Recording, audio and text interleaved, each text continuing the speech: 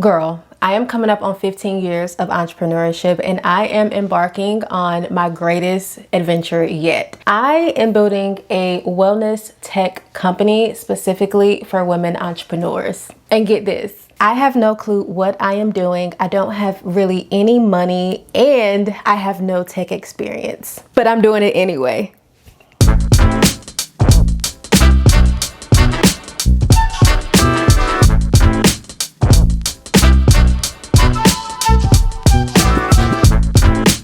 Hi, my little dewdrop. I am Alisha Robertson, founder of Dew, that's D-E-W, a wellness and burnout prevention app created specifically for exhausted women entrepreneurs. And welcome to the first episode of the UnHustle, where I am giving you a behind the scenes look at what it's really like to build a tech company while also trying to practice what you preach and not burn yourself out in the process. So yes, I have been an entrepreneur in some capacity for over 15 years, or for nearly 15 years.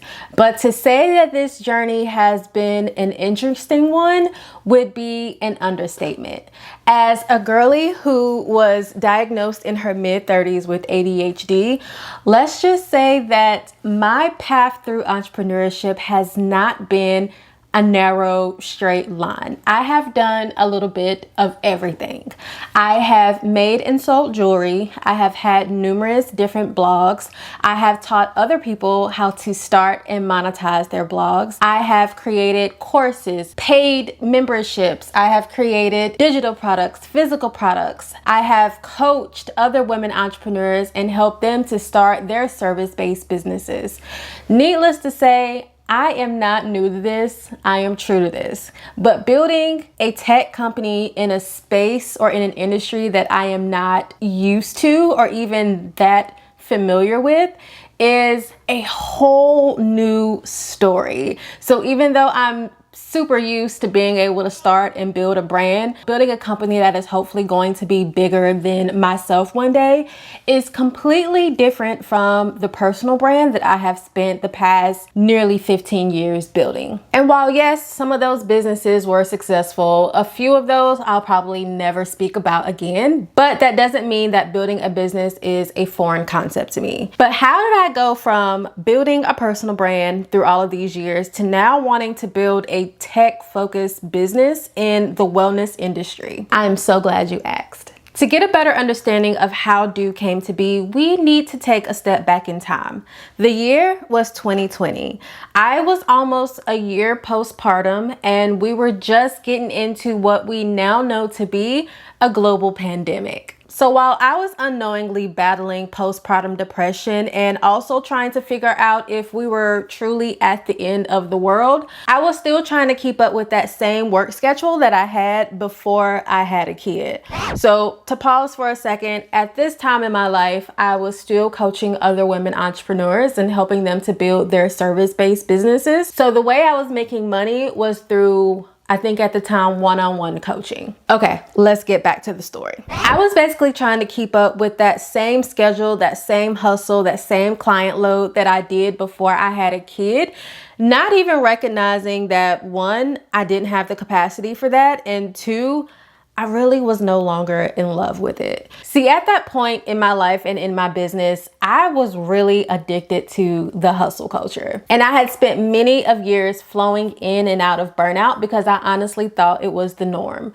When I first started my business, I was knee deep in the girl boss, lean in, marketing tech bro era, and all of them were preaching some form of hustle culture. And I'm pretty sure you have heard it before. Either you can sleep when you're dead, you need to hustle by any means necessary, you need to do more, be better, be bigger than everybody else if you wanted to succeed. Yes, I know now that that is all a bunch of BS, but back then they were the only ones who I saw building businesses. So I thought that was the way to go. I thought the more exhausted you were, the more burnt out you were, the more tired you were at the end of the day, then that meant the more successful you would be. And fast forward, yes, I know I was wrong, but follow me here. So I spent years, again, flowing in and out of burnout, thinking that it was the norm because that's what I saw other people preaching. And that was despite having constant migraines, always feeling exhausted no matter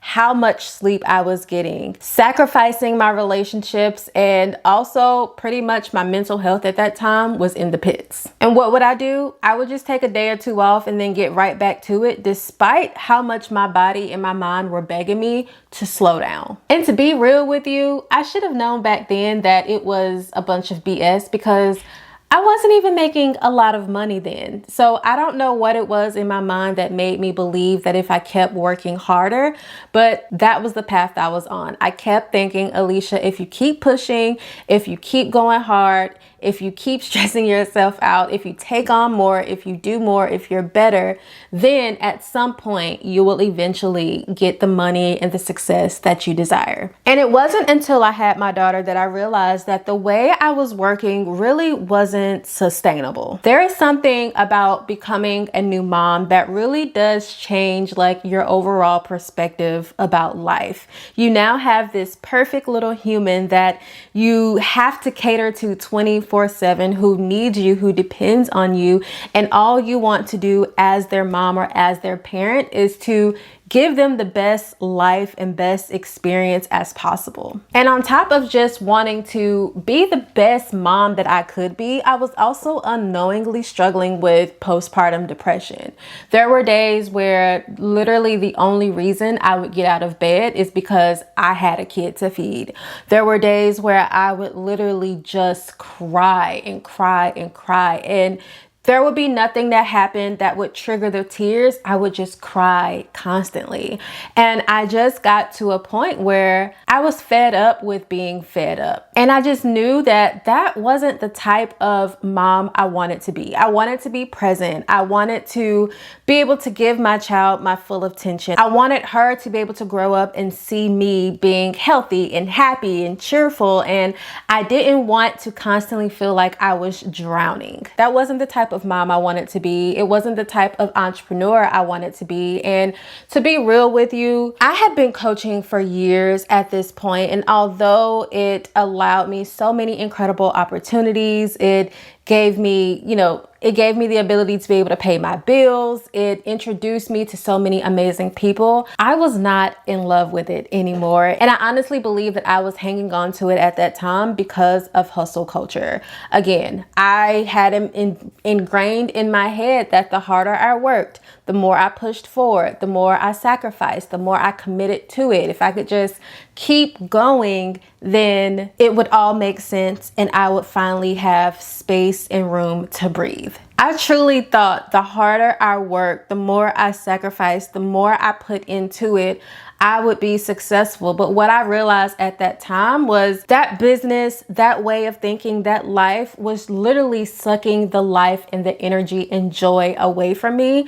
And I was never going to be the type of person, the type of mom, the type of woman, the type of entrepreneur that I wanted to be if I kept hanging on to the lies that hustle culture made me believe. I was basically just constantly showing up because I felt like I had to.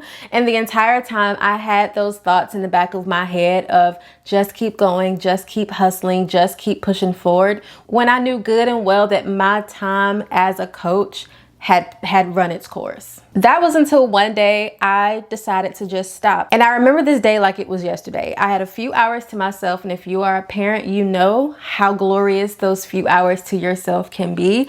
And all I took was my notebook and my iPad because I was determined to figure out a way to be happy, to feel whole, to feel like myself again. And I didn't want any distractions. So I'm sitting there in Barnes & Noble with my cute little drink, and I am just free writing. I am writing whatever comes to mind. It started out as prayers. It started out as just random words and sentences thrown together. And eventually, by the time I got to the end, I knew that I needed to make a huge change, or my life, and not to sound dramatic, my life was going to get really bad. I realized that I was going nowhere fast, and the only way something will change is if something changes. So in that moment, I decided to quit. I slowly started taking the steps to close up my business. So I was creating less content. I wasn't marketing or launching anything new. And once my clients were coming to like the end of their term or the end of their contract, I wasn't renewing anybody. And I literally spent a year healing, focusing on myself, exercising again, talking to a therapist, getting on meds. I even went and got a job, y'all. And if you know me, that was a big deal. I went and got a job, but that's how committed I was to not only getting out of burnout, but actually breaking the cycle of burnout for good. Because before, I would take a day off, I would launch a new product, I would try something different because I thought, oh, it's not me, it's just the way I'm running my business. When the whole time I was jumping right back into those same patterns every single day. And I knew that if I finally wanted to break this cycle, then I needed more than just a day off. I had to make a serious change. And during that year of healing and really just asking myself, what in the world, girl, do you want, is where the idea for Do bloomed and began to take shape. And if we fast forward to today, for the past 6 months, I have been building a wellness and burnout prevention app specifically for exhausted women entrepreneurs. I have worked with so many women over the years, and I've known just not only from my own experience, but from other women that we are all exhausted.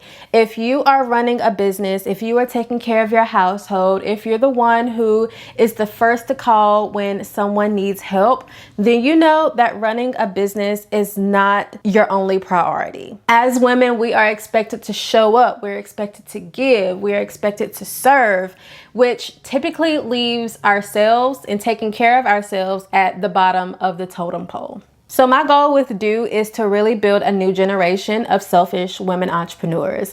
I want to build a tool that helps you to make rest a daily priority, a tool that helps you to plan out your week based on your capacity and the energy you actually have to give, and not just what your to-do list says you have to do. And a tool that allows you to track that data so that over time, you can spot the signs of burnout before you're actually in it, which means you have a greater chance at making changes early on, because we all know that burnout is a lot easier to fix before you're in it. And if you're like, ooh, let me see, I am going to leave a link in the description to like a little demo video so you can see what I've been working on. Whew, that was a lot. Hold on.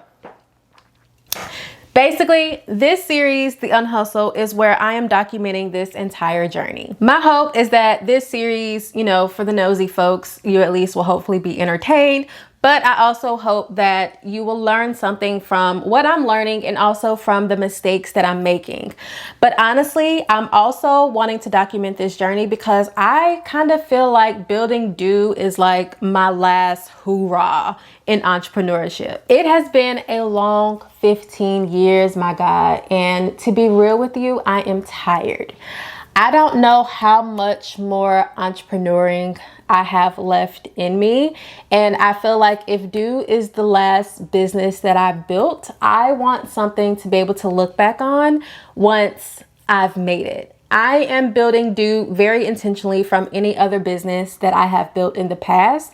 I am building Do as my legacy brand, meaning it's the brand that I will be known for once I have passed on, the brand that will get probably the most outward recognition, and also the brand that I will either pass down to my daughter if she wants it, or that I will sell. I am open to both. As I'm getting closer to 40, and girl, 40, she's right there. She's very close. I have been thinking a lot about what I want this next half of my life to look like. And I don't know if I want to be so caught up in like the hustle and bustle of running a company. Like I kind of want to leave that for the young folks. And not to say that I'm old, but you know what I mean. I'm getting up there and I want a lot more ease and I want a lot more peace.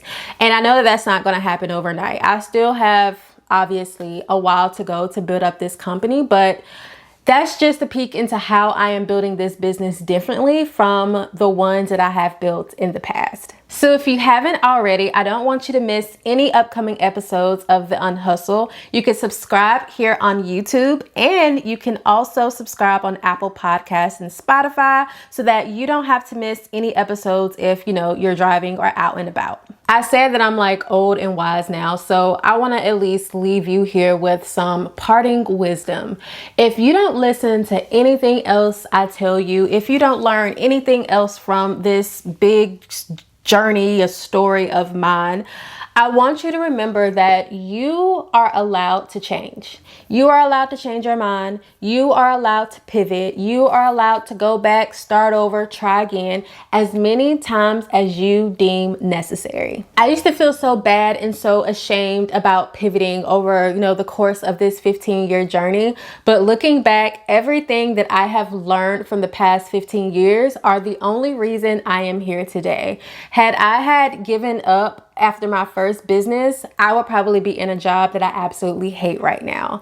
Had I not had the balls enough to quit my coaching business in order to heal from burnout, I would not be here building a whole app to help other women entrepreneurs to do the same. So I don't care what nobody tries to say. I don't care how nobody tries to shame you. If you want to change your mind, if you want to pivot, if you want to run away and start over and build a new life, you can do that. All right, girl, let me get off this phone. But before I go, if you are interested in learning more about the Do app and what I am building, be sure to head over to doingeverydaywell.com where you can sign up for the waitlist because we will be launching to beta users in September. All right, girl, I will see you in next week's episode.